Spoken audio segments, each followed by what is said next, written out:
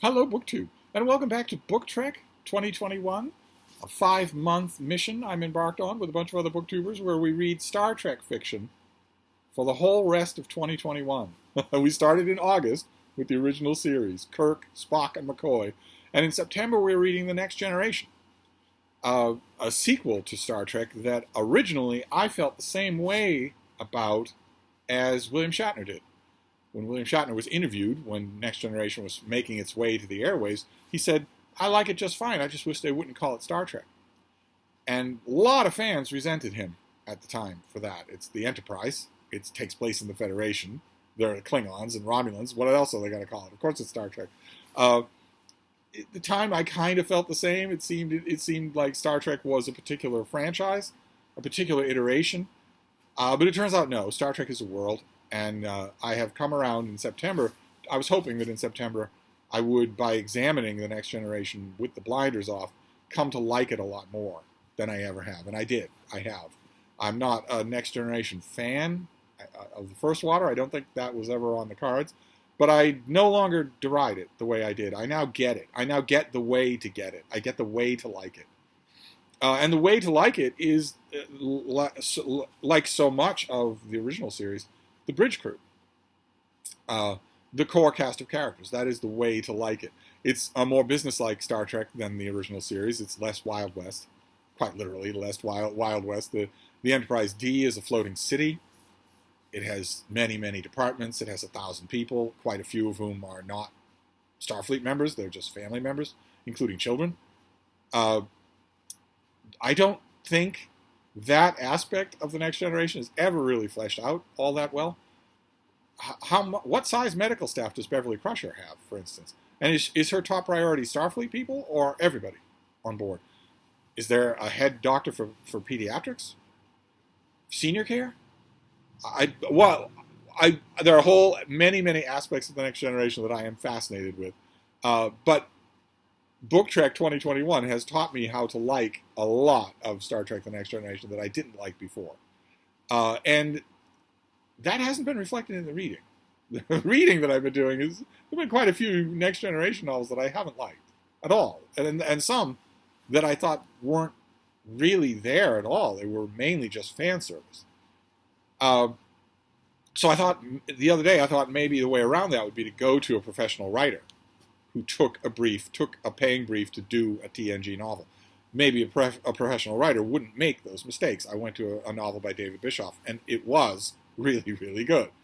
It wasn't. It didn't have any of those fan fiction, in-joke flavor to it. So I thought this time I would go for another such book, and I found one, but I think it's a professional novelist only by a technicality. This is Nightshade by Laurel K. Hamilton, but I'm pretty sure this book came out before her Anita Blake novels made her a squintillionaire. I'm pretty sure that she was probably working on those books, but I don't know that. I think this came out before they did. I haven't actually checked on that, so I could be wrong. This might have come out at or around the same time as the first book in the Anita Blake series. But she went on. The point I'm trying to make, if you don't know this author, is she went on to write dozens and dozens of books in her own best-selling franchise. But before that, she wrote this, and I thought maybe it would be the same thing. This is a fairly standard Star Trek story. It splits the action because the Enterprise D is immensely powerful as a starship, and it has 1,000 people on board, and it has settled procedures for everything. So if you don't split the cast, if you don't break up or hamper the action somehow, you're going to be hard-pressed to come up with dramatic stakes every novel after novel. So this book does that. Picard and Deanna Troi and Mr. Worf go down to a planet to mediate a long-standing civil war. And the Enterprise has to leave the system. They are suddenly pulled away so that our 3 crew members are sort of stuck on that world until the Enterprise gets back. And the Enterprise has a plot of its own in this book that puts a spotlight on the Enterprise's chief engineer, Geordi LaForge, in a really good way. There are a couple of really good moments in that subplot, although I don't think the subplot itself was all that effectively done. But the main point of the book is the trio on the planet. And, of course, the trio becomes a duo pretty quickly because Picard is arrested on drummed-up charges and is not available to command the group, which means that Worf is in charge. And that puts him in charge of negotiations. And that is Laurel Hamilton's whole point here, is to get the most irascible, most temperamental person in that core bridge crew to do something he ordinarily wouldn't do. I noticed that a lot of the TNG novels that I read, writers really like to do that. They like to put these main characters in situations that test them outside of their realm of comfort, which original series novelists don't tend to want to do. And it works. It really does. You really get the sense in this book, and in many others that I've read, of authors sort of exploring these characters on their own, pushing them into what-if territory, putting them outside their, so to speak, comfort zone. I like the line that Laurel K. Hamilton hits throughout this book, which is that there would be a natural simpatico between Troy and Worf. I know that Troy and Worf later on, writers have them have a romance. I thought at the time that was a bad idea. It still seems incomprehensible to me. But I know that it was probably done to goose up ratings, to have a love triangle. But regardless of that plot line, Hamilton here strikes a note over and over again that I think would be true, which is that although Worf has strong emotions, he's completely honest about them. There's no subterfuge. There's nothing for Troy to do. There's nothing for her to read or decipher. His emotions are one-to-one reflected in his behavior. That's got to be a relief if you are an empath, as Diana Troy is. That's got to be a relief that you're not dealing with interpersonal conflicts, which is her job on board the Enterprise. With Worf, there isn't any such thing. If there's a conflict, it's going to be on the surface along with everything else. I really kind of like that, although it raised the question for me, as I often thought, back when I used to talk to old friends, old Star Trek fans about Next Generation. We always used to come up with ways that it could be better, ways that we can improve it.